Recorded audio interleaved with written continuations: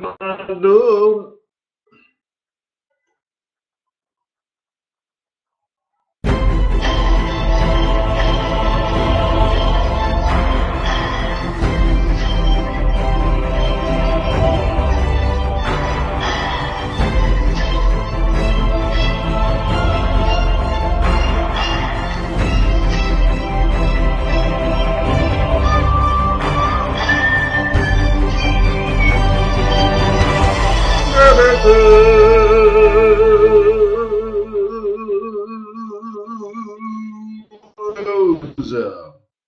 G'day, mate. Let me remind you that trading is risky, not appropriate for everyone. Your past performance, good or bad, is not necessarily indicative of future results. Please stay small, stay humble, focus on the long term, and never risk money you can afford to lose. Ni hao ma! My name is Wayne McDonell. I am the Chief FX Market Strategist for TradersWay.com. Trying to increase this over here. Been trading currencies for a very long time, 15, 16, I don't know, whatever years. And I'm here to be a guide. Traders Way wants you to be successful. That means they understand that it takes blood, sweat, and tears for years, right? And that you need a coach to be there, to answer questions, to show you technical analysis, to go over fundamental analysis, do whatever it takes to put you on the path to success so that you can trade for years and years and years and years and years and years and years and years and years. And over that time, with patience and discipline, you can slowly grow your account size, slowly grow your lot size. And that's a winning business model for a broker. How have you succeed? I think it's a really cool business model. So my job here is not only to guide you, but to earn your loyalty and respect. And I'm happy to do so. Throw your diamonds in the sky. Thank you for being a client to Traders Way. You are appreciated. I can't quite. But anyways, TradersWay.com. Do these sessions 7:30 in the morning, Monday through Friday here at Forex.Today. I'd like to thank you for posting your trade plans.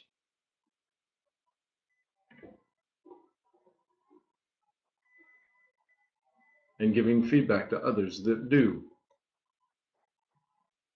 You ready to do some techie? Do some tech analysis? Okay. Whoa. Did you just see that handling? That was crazy right there. All right, technical analysis. Starting with the Euro USD, this goes back to non-farm payrolls, in which we thought there could be a bounce. We also thought there could be a counter trend. I don't know if this will even fit. Yeah, it doesn't even fit now. But going back to Friday, we had this two possibilities, having it go up and come down, or go down and come up in counter trend trades. Can't even see this. It's down to this level, and sort of then this kind of that's part of an up arrow, and that's part of an up arrow, and this was kind of, I think we had it more like that. Time has passed, so now it doesn't fit quite the same. Neither of those really worked, even though it was a strange non-farm payrolls. It was heavily discounted because of weather and all that kind of stuff. Fine. There's a big rally at the end of the day, end of Friday and into Monday. So you could be a bull. You don't have to be. You could. The higher high, higher low scenario. Higher high, higher low. Also, this area I think we did yesterday, we highlighted this area as a buy zone for bulls.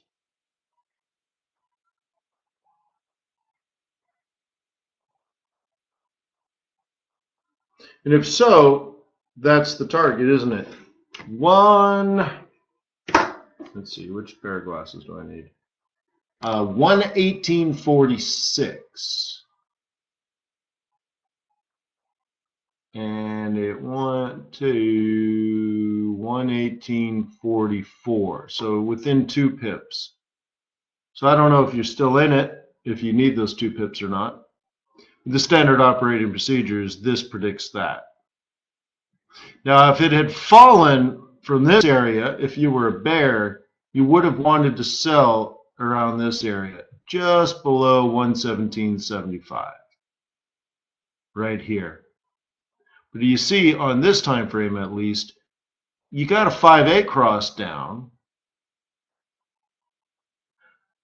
but the trend is still technically, or the market is technically up, right? Gee whiz, this chair's driving me nuts today. So the market is up. You're probably not in the business of selling in an up market, right? But that's where you would look for it to fall.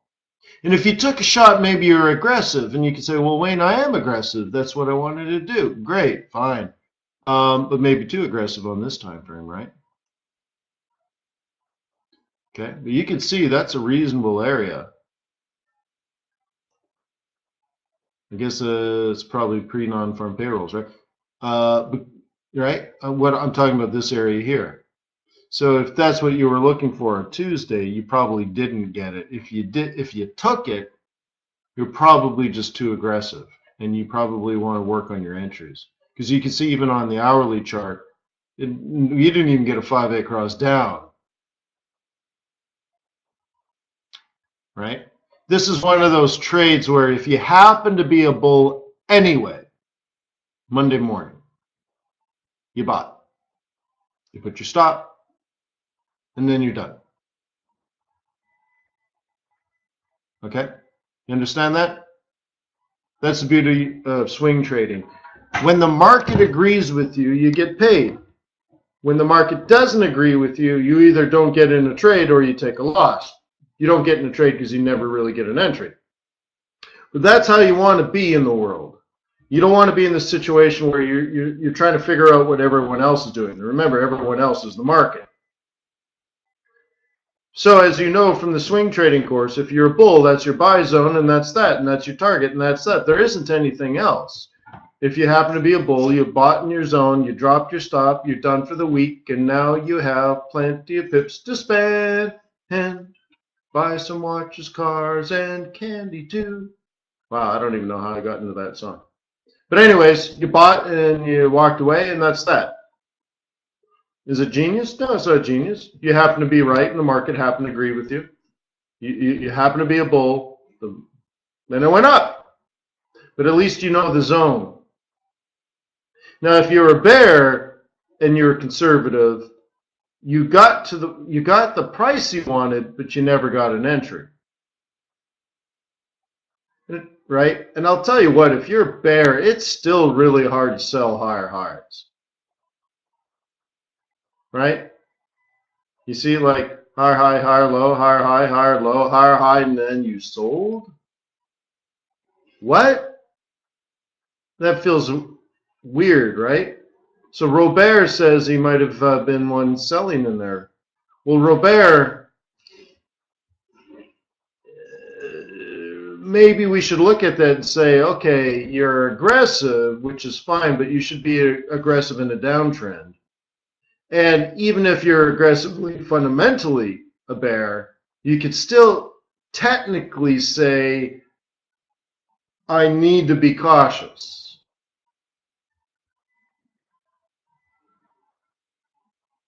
So Robert, otherwise known as Robert,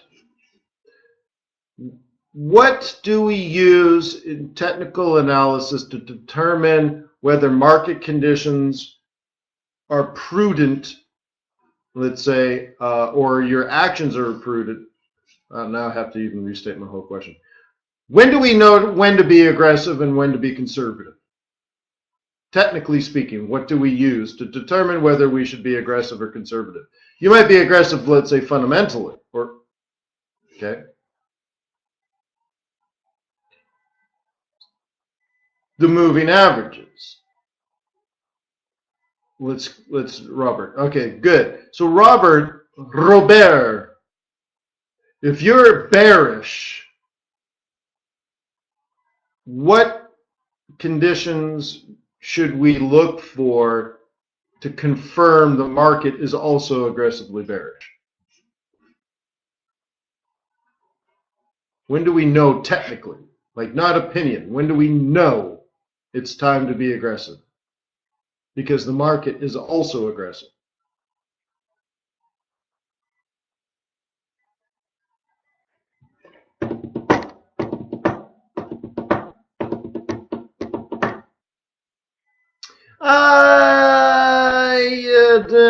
It's not really the 200.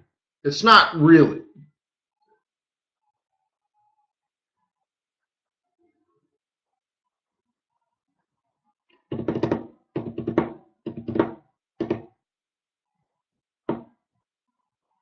Yeah, below the 21.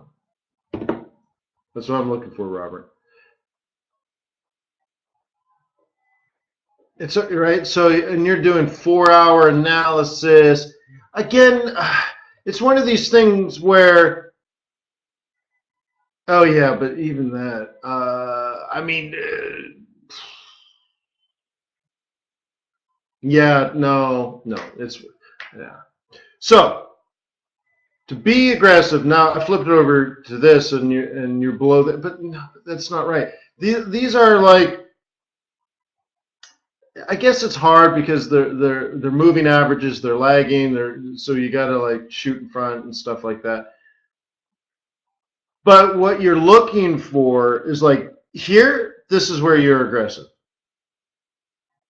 Here, this is where you're conservative.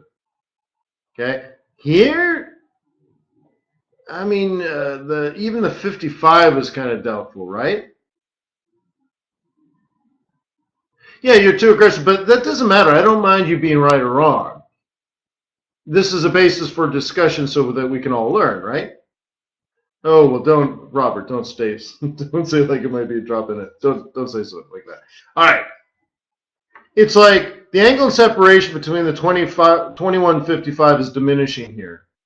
Okay. You said something about the 4-hour. You got a 4-hour oscillator up high, never came into the trade zone. Look at the angle of separation between 2155. So your MACD is moving up, not down. And if you're trading this, which you would have been, at best you're range bound, which is another sort of a conservative thing. So you're only thinking about a small drop. So there's a lot of things here that say at the very least you shouldn't be so aggressive. That's all. Like I don't see like this up, like, oh my God, I just have to sell. My goodness, right? Now if this was into the trade zone, maybe a little bit, yeah. But like look at, I mean, it's not time to be aggressive. So let's then go back and say what is a time to be aggressive. Riding the 5 on the 4-hour, million miles below the 200, much better. Okay. So for example, like look at this oscillator. See how it's oversold? Does that mean buy? No. The buying occurs here. Notice the 5-8 cross. Okay. 5-8 cross down means sell. 5-8 cross up means take profit. Retracement back to the moving averages, still technically bearish. 5-8 cross down, that means sell. 5-8 cross up, that means take profit. Back to the moving average, market's still bearish. 5-8 cross down means sell. 5-8 cross up means take profit. And what the heck happened to our moving averages? Okay. So, yeah. Yeah, well, we're just trying to learn from. See, the sad thing is, much of the time you might have sold there and still made some money. And if you don't review your trades, you can't critically analyze your own trading. I think that's where I think most people really miss out. All they look at is win reward or how much money they made. They never go back and critically analyze and say, well, I sold off the top there, but that's 100% retracement. Right? Like think of it, guys. If this retraced all the way back to the top, is it even a retracement? No, it can't be a retracement. Anything more than a 786 is potentially a reversal.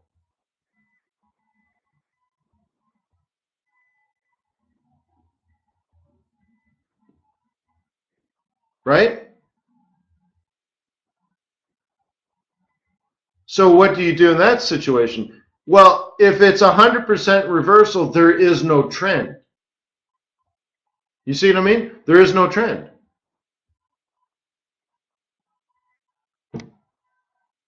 So if there's no trend, should you be aggressive like, I'm a bear.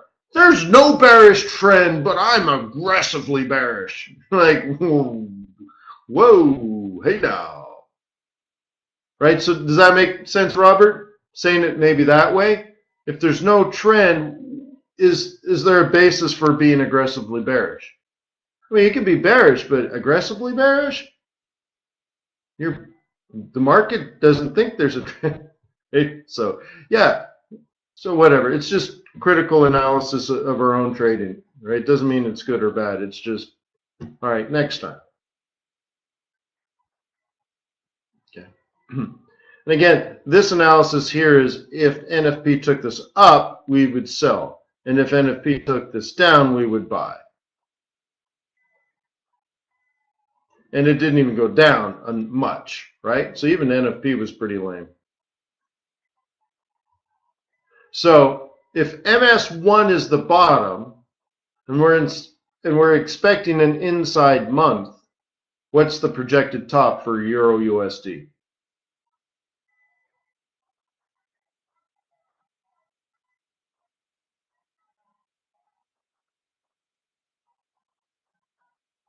Yeah, R1 projected top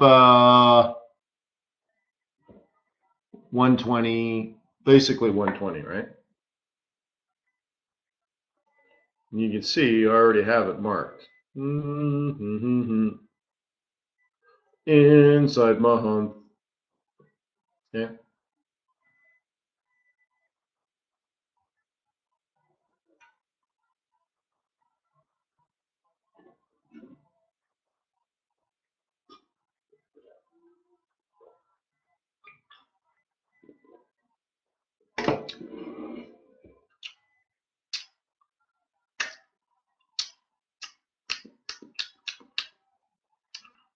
Couldn't tell you what that flavor was.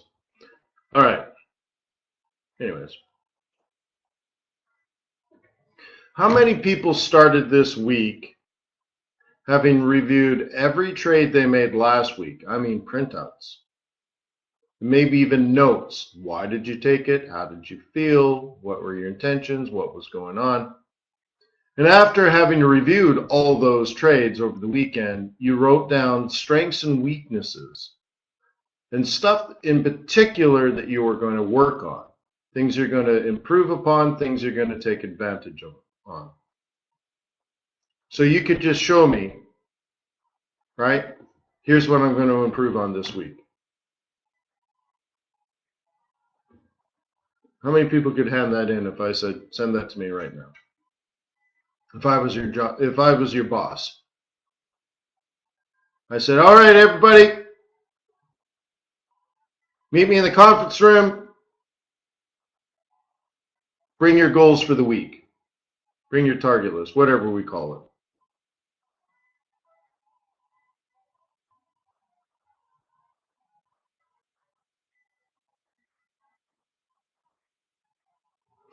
Is that right, Robert? Yeah.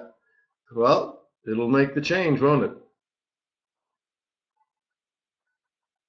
Well, those things are really good. I think it's those things. So if it says, if Robert said, I need to improve on measuring market conditions in relation to my bias.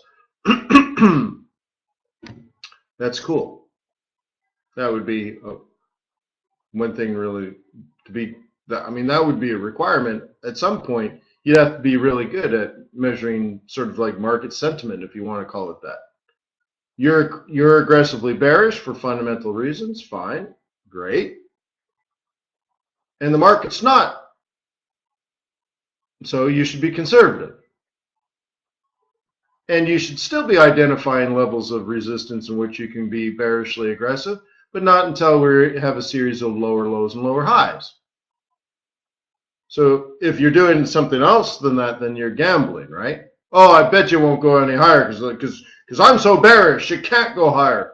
The hell with you, you can certainly go higher, right? Because you're not that big. You're not big enough. I don't care how big you are, you ain't big enough. Because we're talking about central banks and such.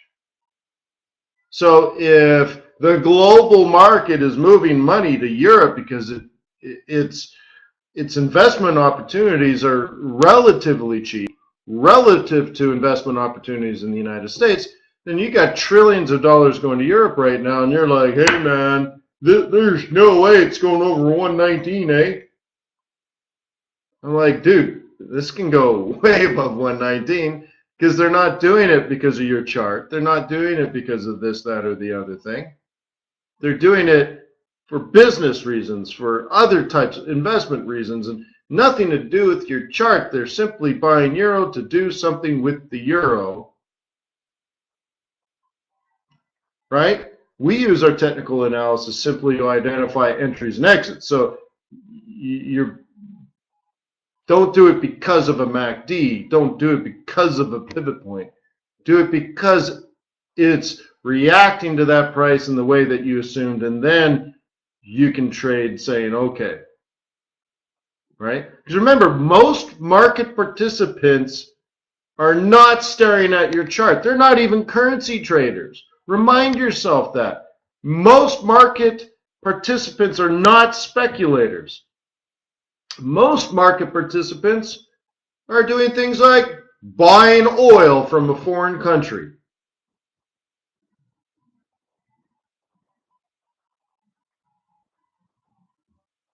Right? I think a lot of people think in absolute terms where they're just like, it's going up and down because we're all doing the same thing.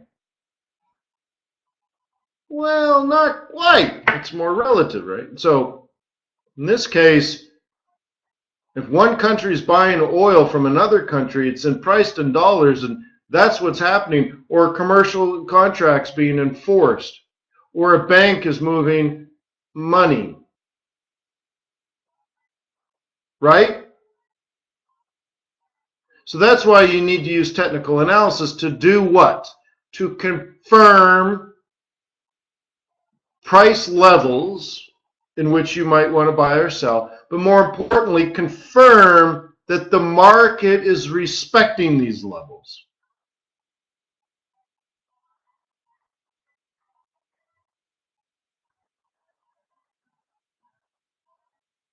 You see what I mean?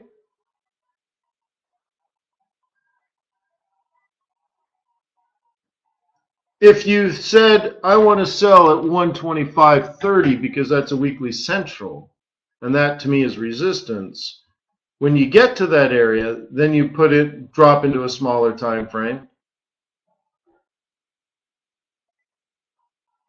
Okay, and you confirm that the market is turning there. You don't make it turn there. That's just where you start your entry process. Oh, hit 125.38. Time to prepare. Okay. USD CAD.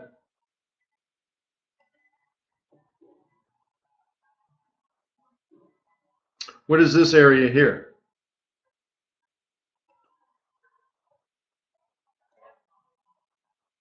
Sell zone.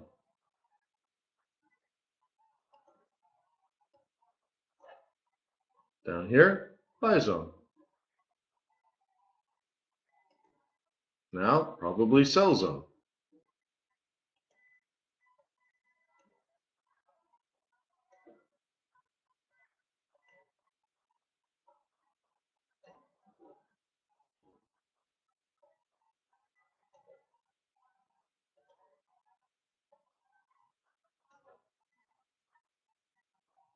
This is where bulls would buy.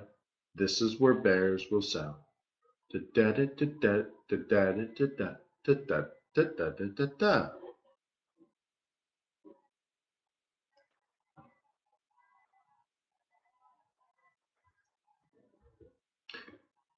Once again, one reason I recommend learning how to swing trade is you could have taken a shot up here, although still aggressive.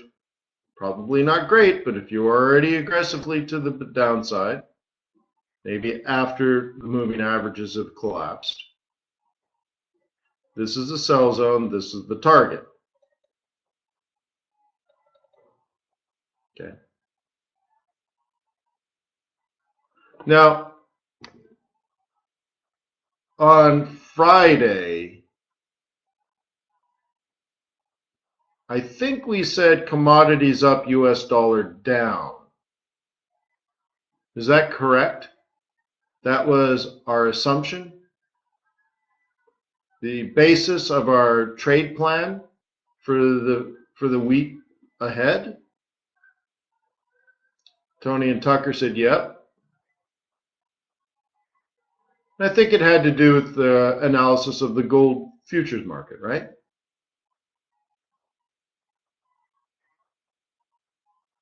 I don't know, Joe.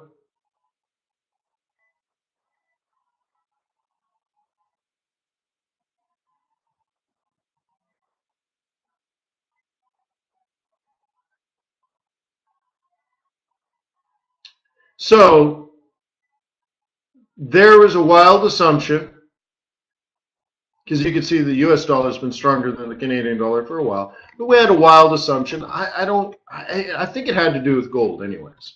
So you had to be there at non-farm payrolls, right?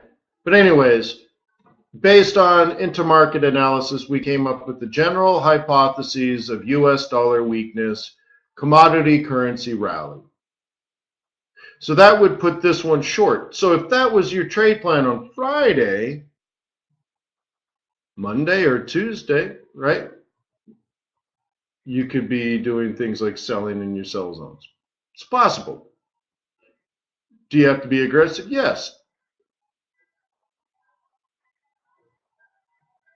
Does this counter what we spoke about with Robert? I don't know. The thing is, you analyze when is it proper to be aggressive, when is it proper to be conservative. Now, I remember one of the things we saw is that we had an oscillator overbought and moving sideways way up here, but never falling into the trade zone. And this oscillator never even got overbought. Remember, the oscillators are telling you overbought and oversold conditions. So maybe it's the same, maybe it's different, I don't know. But here's an example of our wild guess based on analysis proving correct. Do you guys remember doing this? Last week, I had two areas in which I thought oil prices would go up. This one or this one. Oil collapses after non-farm payrolls, but we still said next week this might go up. So we used a bunch of ideas, and see, here's a trade coming back into the trade zone. But here's the price. Here's the confluence of pivots, both weekly and monthly. Looks like 3 days prior, 3 trading days prior, we had this price as a possible up. This channel was drawn for visual eye candy to show that the downtrend has certainly been breached. Maybe it'll come down and then go back up later. We don't know. But this was part of our assumption, also based on our analysis of gold, which has nothing to do with oil. But the idea is if this started to go up, that USD CAD would go down, because there's an inverse relationship between WTI and USD CAD. Probably close to -1, probably what, -0.8 if I were to guess, -0.75. So there's a lot of assumptions going on here. That's what a trade plan is. That's what a model is. You can see this goes back, support goes all the way back to August. So it's not crazy to say maybe this higher high predicts a higher low where we end up buying at the roll reversal from August. But you know, we talked about all of that on Friday.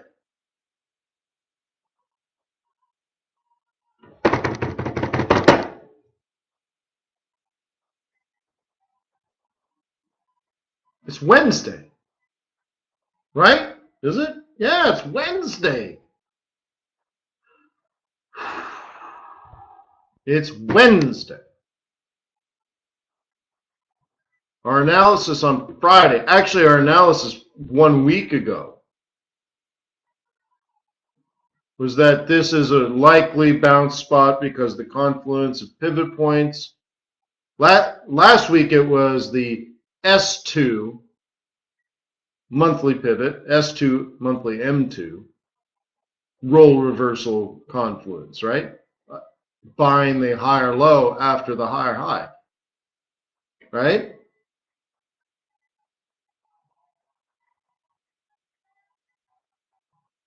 You see what I mean? Like, it's not guesswork.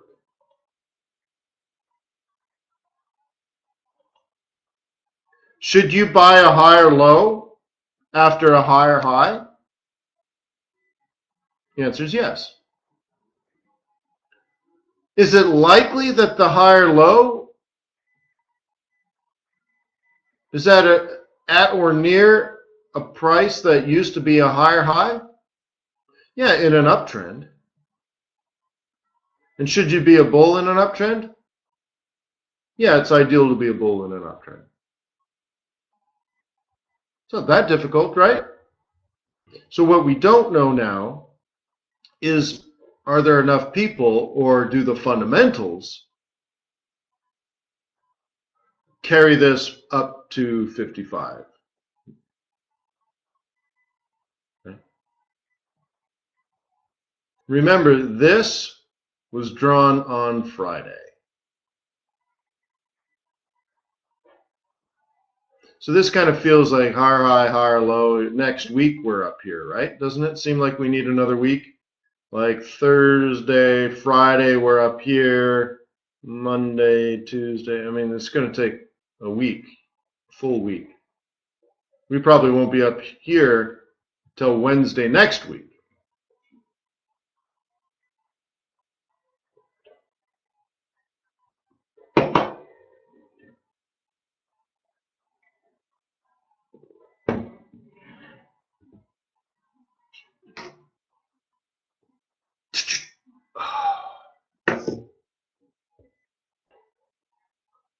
Cool. So anyways, technical analysis. How do you line up technical analysis with fundamental analysis? Well, remember, the money is made on the fundamentals. Okay? Fundamentals, seasonality, economic data, money flow, central banking policy, all that kind of stuff shapes your general model. Should a currency be appreciating or depreciating? Really, that's all it is, right? And then we use technical analysis to confirm the market is moving in said direction. Or you flip a coin, I'm a bull. Great. Use technical analysis. Is the market bullish? No. Well, then don't trade or be ultra conservative. 2-3 days go by, look, do your technical analysis again. Is the market bullish now? Yes. Great. Be aggressive. Look for trades.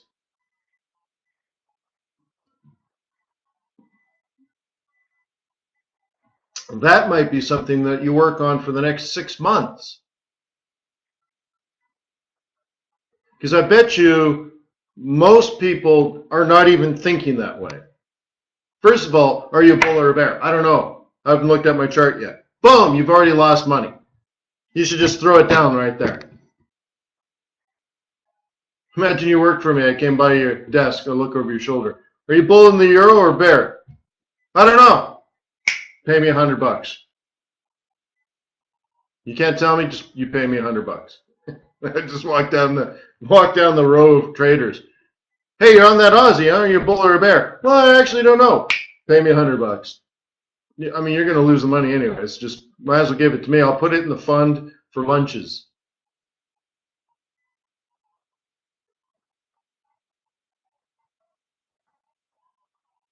Right? I mean, there's all kinds of things we could do to change your behavior. Imagine you work for me. We have beautiful office space. It's fantastic. You just love being there. And you have a giant desk full of screens like mine. And there's one of those little step ladders. Everyone's got one. Because above their screens, there's a whiteboard. And at the beginning of every day, you walk up the little ladder so you can get to the whiteboard, and you write down what you're going to do for the day. So I could just walk down the aisle and say, hey, Malcolm is buying Aussie dollar today. I could see it because it says Aussie Bull, AUDBULL.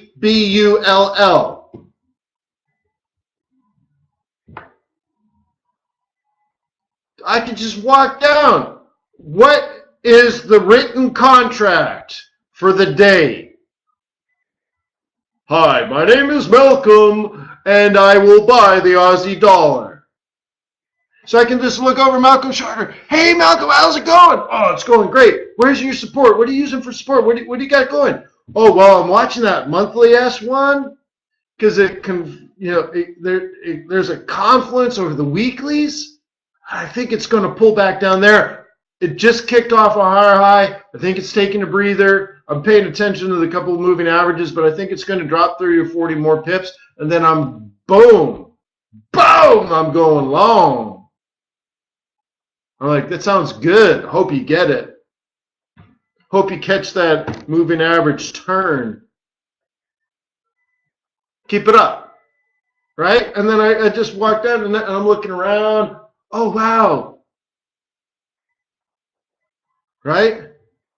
Marina's on Swissy again? Marina, you crazy. Killing the Swissy? Don't go to Zurich, I'm telling you. I'm not making friends in Switzerland. Right? Right? But see, it's like these little things. You have intent. But it's simpler than master the trade plan. It's simply intent. If you open your charts looking for something, you have no intent. You're shopping while you're hungry. Well, that looks good. I guess I'll do this today.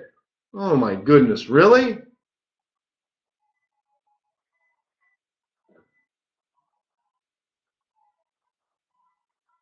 Okay? Intent, because it gives you laser focus. That's why I say things like, are you a bull or a bear? If you're a bull, it's easy. Why? You buy its support in an uptrend. So therefore, is it an uptrend? No, don't trade. Because that means it's either sideways or down. Then you look again. Now is it an uptrend? No. Good, don't do anything. You're a bull. You're looking for uptrends. Great. Time goes by. Now is it bullish? No. All right, well, keep waiting. Is it bullish now? Yes. Cool. Where's the support? Give me 2 or 3 levels in which you'll consider buying. Now that it's making higher highs, where's the higher low going to be? How about that roll reversal? You mean the one like we just did in oil? Right? That's all it is. Has it made a higher high? Yes. Is it bullish? Yes. Are you a bull? Yes. Good. Where's the support? Here. Great. Look, it came down. Boom. You're making money. Of course you're making money. Gee whiz. It's an uptrend. You bought its support off a roll reversal. Why is that so hard? Right? Oh, well, I didn't like the monthly and weekly support cluster off the roll reversal. Like, What are you talking about? Look, just right. It was important here, but I mean, it should be stupid easy. Like for crying out loud, right? Oh my God. Look, it's monthly, weekly support on a roll reversal in an uptrend. And I come out with my voodoo magic crystal ball stuff. Oh my God, it might go up here. Of course it might go up here. We talked about it a month and a half ago, right? Now you jam your stop because it might collapse. We don't know, but that is predictable. Why? Because we predicted it. Gee whiz, right?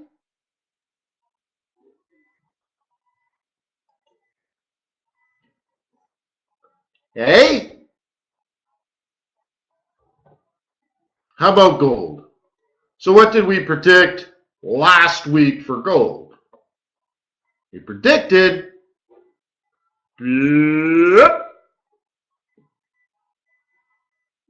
right, on Friday. I don't even remember why. But we predicted up on gold, didn't we? Wasn't that the basis of all these trades? Maybe I just flipped a coin. I don't know. Honestly I don't remember anymore.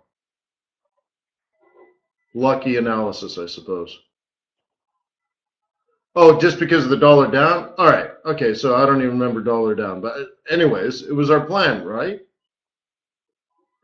So on this red candle, because that's got to be non-farm payrolls, I said gold might go up. I don't remember why, but that's why. That's that. Cool.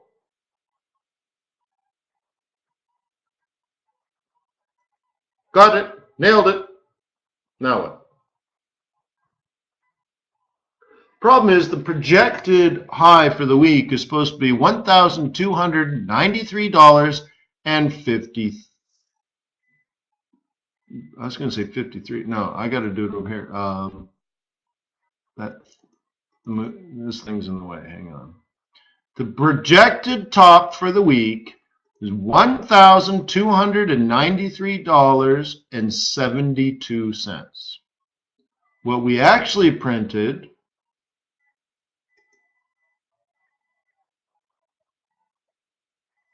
this thing budget.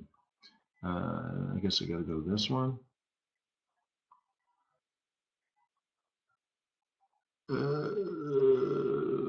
So it went, is that right? This never shows. There's other platforms that do a better job of this. In the old days on my other, I think when I used Dealbook, I put my mouse over it and it would tell me the high, low, open, high, low, and close.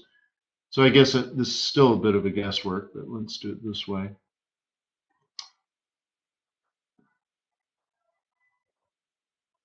Trying to be accurate. There we go. Okay, maybe 91, maybe 87. Looks like 91. We'll say 97. So it went to $1,293.97. So 15 cents over. But it probably only lasted a second. Wasn't that interesting? 15 cents of accuracy on something worth $1,300.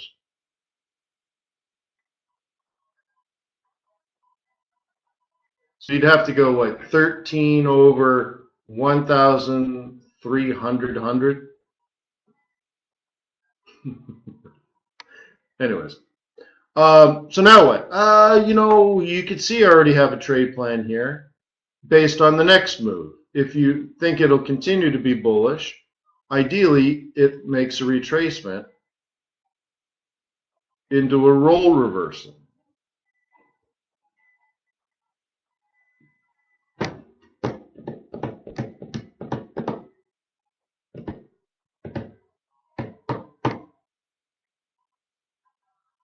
Okay. Now what? Is that what it is? Just, I thought I did, but maybe I'm looking in the wrong place. Is it down below? I'm supposed to, oh, I gotta probably catch the corner. No, that's moving average. Oh, down there maybe, open, high, low. The high, yeah, 97 is the high, and then this one.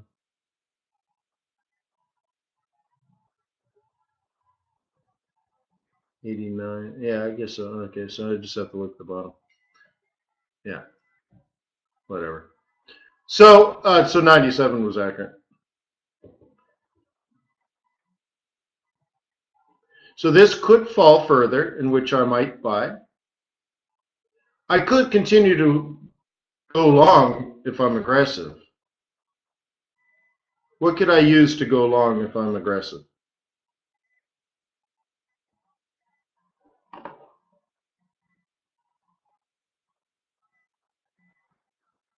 Yeah, but see, we're not going to hit the 21.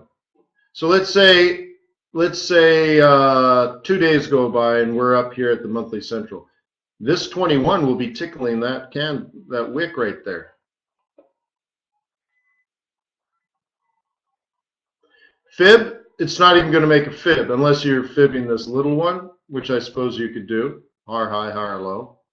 I suppose you could do it that way. I typically would still have it this way. But, you know, I suppose you could do it that way.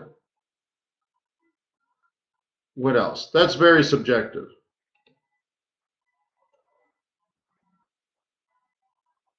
The oscillator.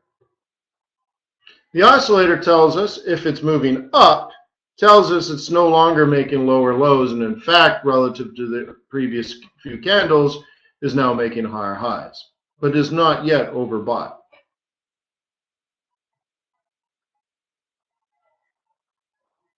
See, look at no higher high, no higher high, no higher high. Thought about it.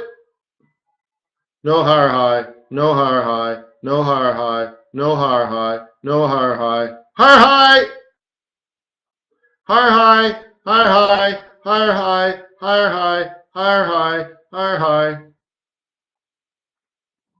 Right? Higher high, higher high, higher high, higher high, higher high, higher high. Right? Low, right? No higher high, no higher high.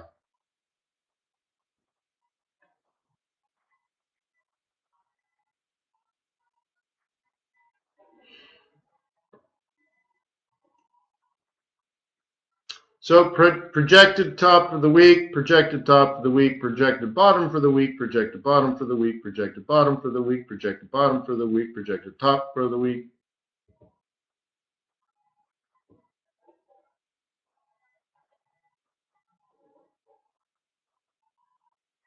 So once again, it looks like an S1 R1 month inside.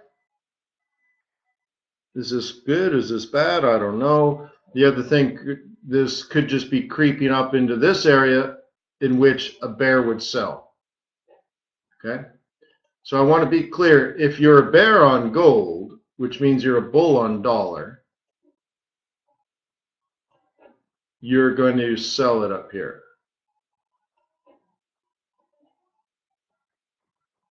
Which means if you're a bull now and you ignore that level, you're going to have a learning experience.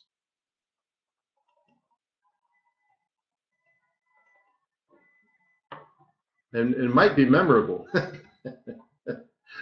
All right. Which I suppose is good.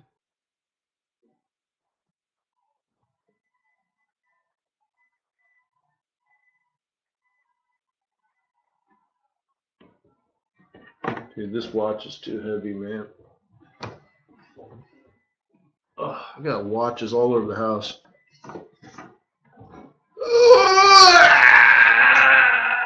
But I never wear them.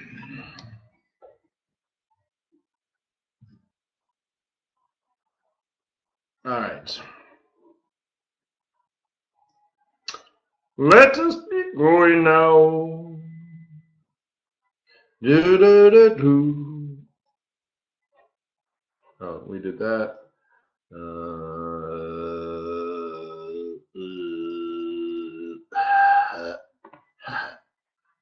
Cool. If you're a bear, wear gold leaf in your hair.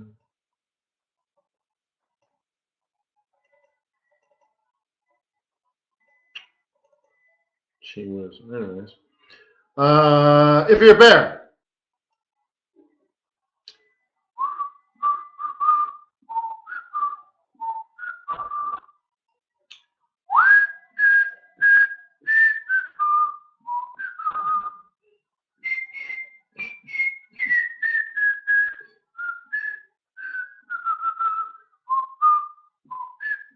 all right?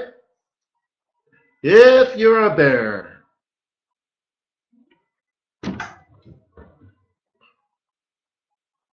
Now, if you're a bull, should you wait for it to go all the way to weekly M3 to buy?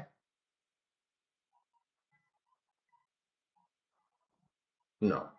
If you took the swing trading course, and you would know if you were a bull, you'd be on your hands and knees praying all weekend, Friday afternoon, all day Saturday, all day Sunday. Monday morning, you're at your charts waiting for the pound dollar open, and you're begging and pleading for it to open at 130.45. And snap! That's the exact price.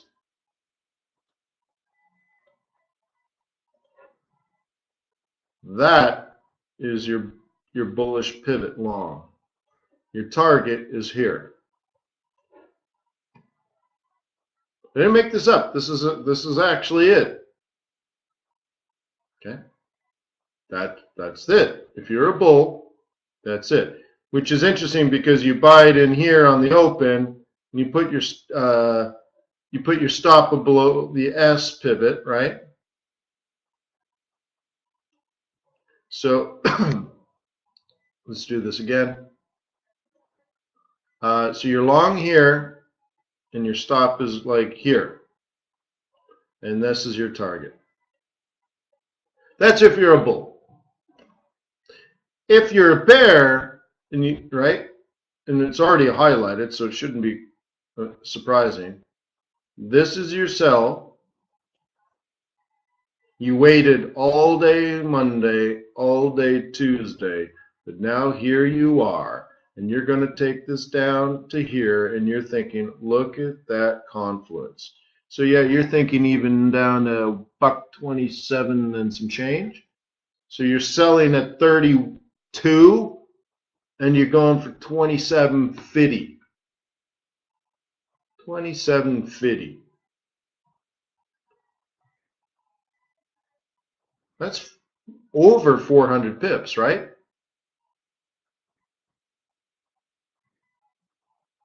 Huh. Gee whiz, you'd have to be patient and disciplined to wait all day Monday and all day Tuesday for a Wednesday entry. Yeah, I suppose you would.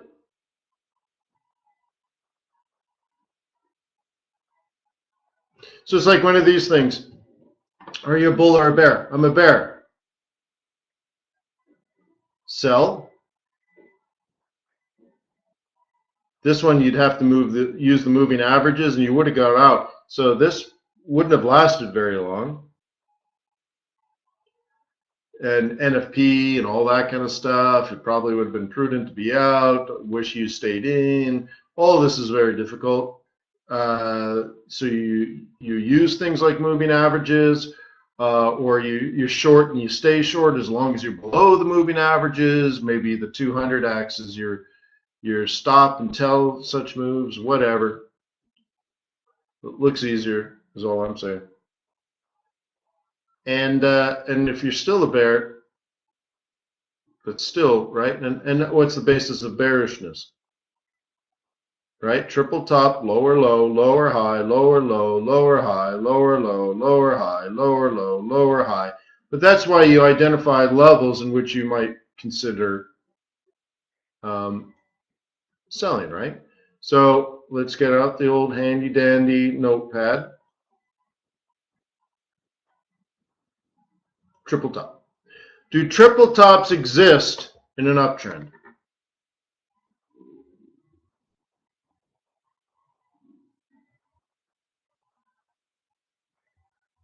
No, it's the killer of uptrends. Great.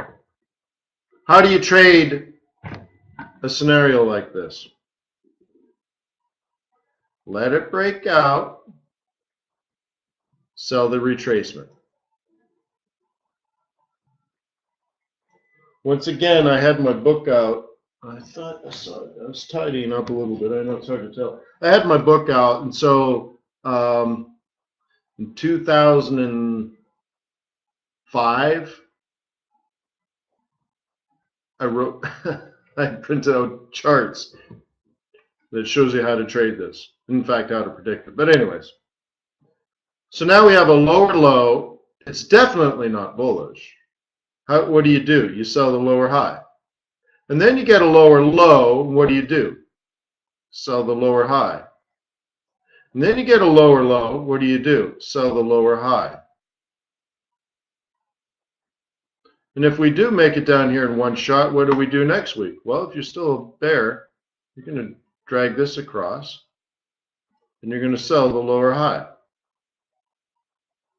Right? So this is a sell. Obvious slap in the face.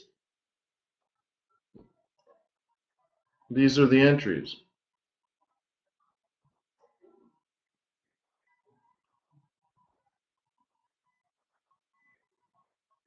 And if this goes higher,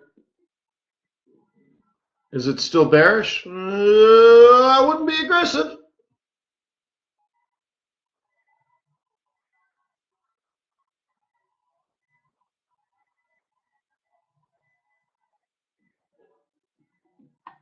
Okay, Bob asks a very intelligent question. At some point, you're going to lose money. When do you know when to hold them? When do you know when to fold them? Okay. What I do, Bobby boy, is I say this is my projected top. This is where I should stop trading for the month of October. This is my projected bottom for the month.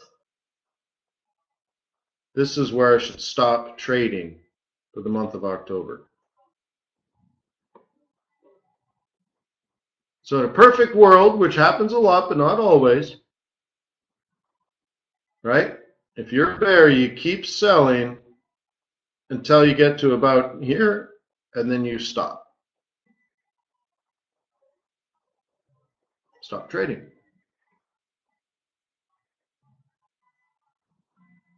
Absolutely, Robert. That's what technical analysis is. So my book is broken into two parts. Well, not the book organized, but like the logic is broken into two parts. One is strategy. One is tactics.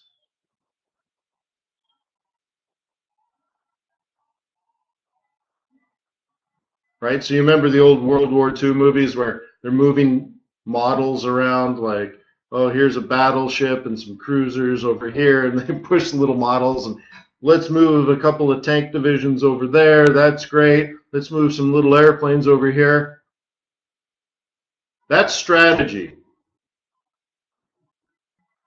right? Sticking a bayonet into somebody is a little more tactical than strategy. You kind of have to get close, and it's a little bit messy and certainly dangerous.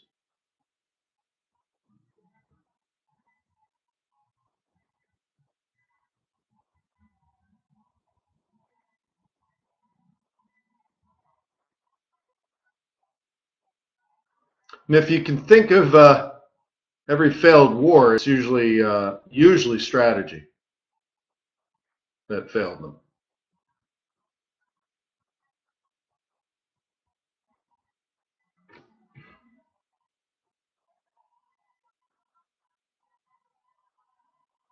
And okay, you're talking about pound dollar. And you want to buy or you want to sell? Okay.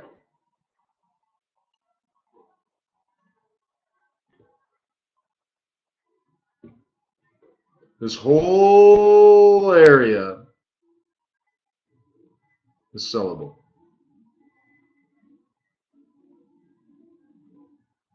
Okay. At some point, you want to acknowledge that it's more bearish than bullish.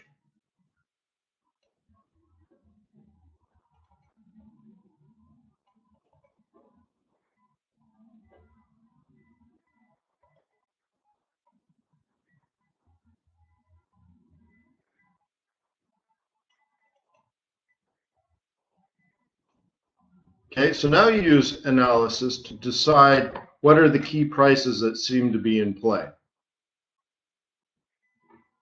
Okay. So then you need to decide when you believe it's made a breakout. Okay.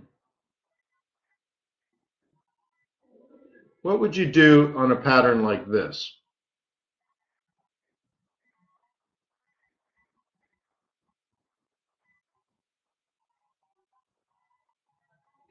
Well, a bull is going to buy here.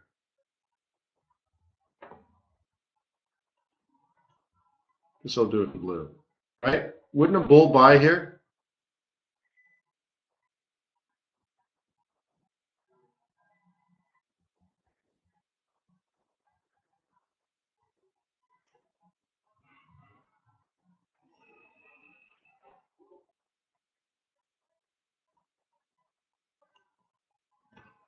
Right? I mean, look at it. And it made a higher high. Don't forget the other guy on the other side of your trade. Where will their hearts sink?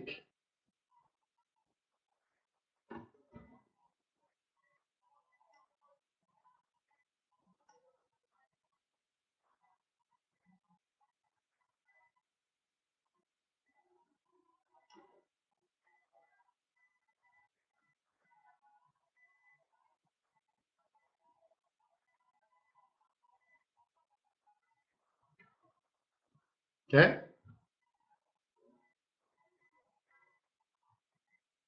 Why didn't it break at the top of this range? Maybe it will.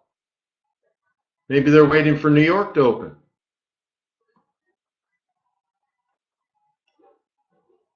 Maybe there was some news in the way. Maybe. Don't know. But we do know that this is where a bear would sell. Right?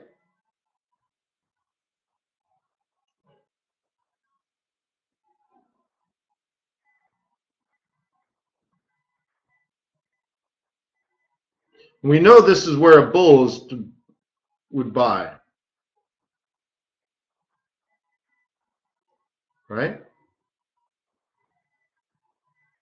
So for example, right, Ryan says, so if it's so bullish, why didn't it make a higher high? Well, who's to say it won't, right?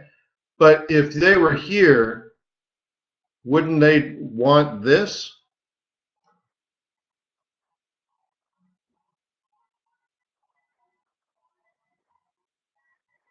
Okay, so that's what I'm saying. So that's our analysis on the smaller time frame. So you can't get caught up so tiny in only the small stuff, right? But where would they cut loose on this trade? Right? So they're long at, I can't even see that. I know I'm wearing glasses, still can't see it. So let's say they're long 130.50.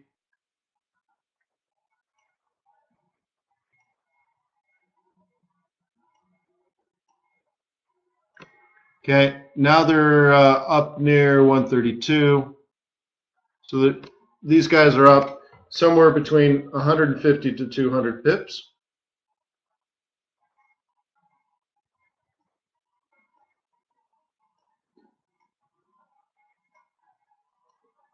So imagine yourself, you're up 150 pips, and then all of a sudden you're down here, and you're only up 100 pips, and it just broke below 2 pivots.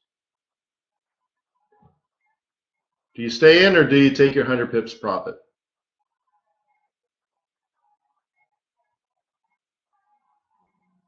What would you do?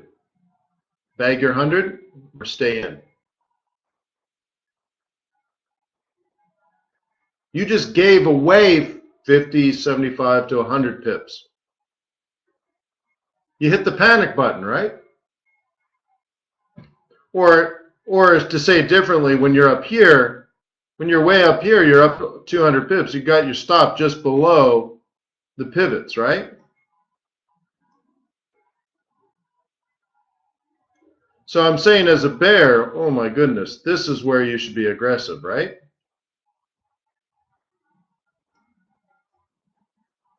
In here.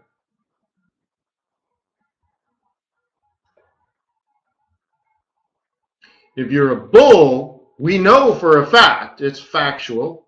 This is the Monday long. This is the test of where bears will be, because the bears should sell there. Remember, that's why we have this pullback. If you're a bear, that's where you're supposed to sell. The next one you're supposed to sell is down here. Now, a bull is going to look right here. Weekly central, monthly M2, beautiful pivot cluster. So they're going to buy the dip and create a higher high because they're targeting M4, both weekly and monthly.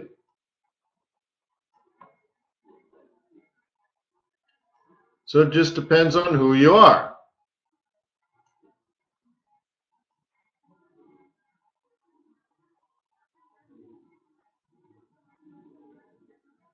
Okay? So now we're backed out quite a ways. Let's go through it again. If it does this, probably good opportunity to sell. Okay? Otherwise, if it does this, probably good opportunity to buy. Which one do you do? Which one are you? Are you a bull or are you a bear? I don't know, Wayne. I'm looking at my 15-minute chart and I'm hoping MACD tells me what to do. All right. I hope you find consistency with that.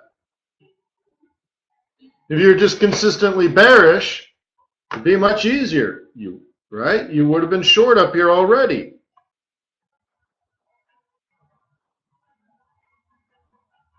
The cool thing about being a bear is you know where your stop is. Where's your stop? Right above M3 or maybe above here. And if you're a bull, you were given a gift. You know what you're doing. You're buying at support, so on and so forth. You can see the role reversal. Trying to get that as straight and true as possible, but you can see that was high. Okay. Lower than that high would not be good. The pivots might keep it in, but it still wouldn't be great. But if we're down here, forget about it. So you can let it break out. Just trade it like a breakout. Trade it like a range. Let it break out, sell the retracement. Hoo-yah!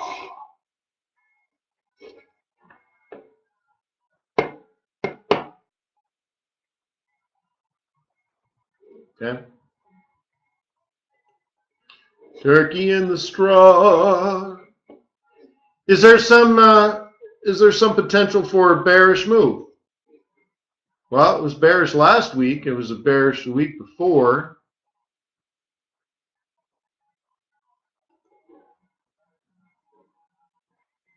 Okay.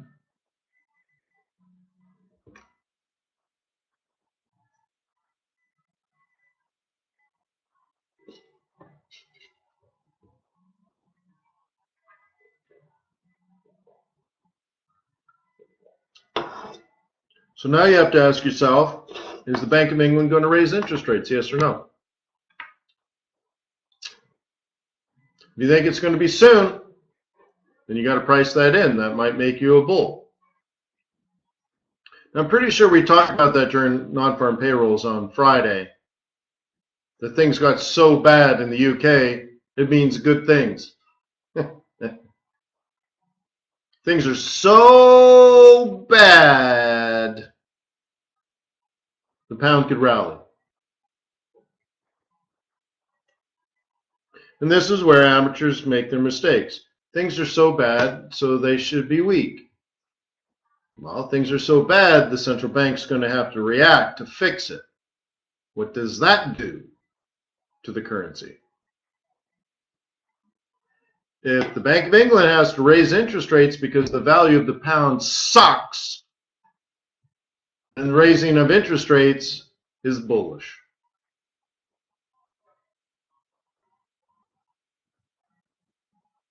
So, whatever. Peace on earth, may the pips be with you, may your brothers be above average. You want to get together tomorrow? Let's say 7:30 a.m. Eastern Time? Cool. Thank you for being on my team. I appreciate you. Thank you for being a client of TradersWay. Thank you for posting your trade plans on Forex.Today. And thank you for supporting all the people in our community by reviewing their trade plans and providing thoughtful feedback. Peace on earth. May the pips be with you. May your profits be above average.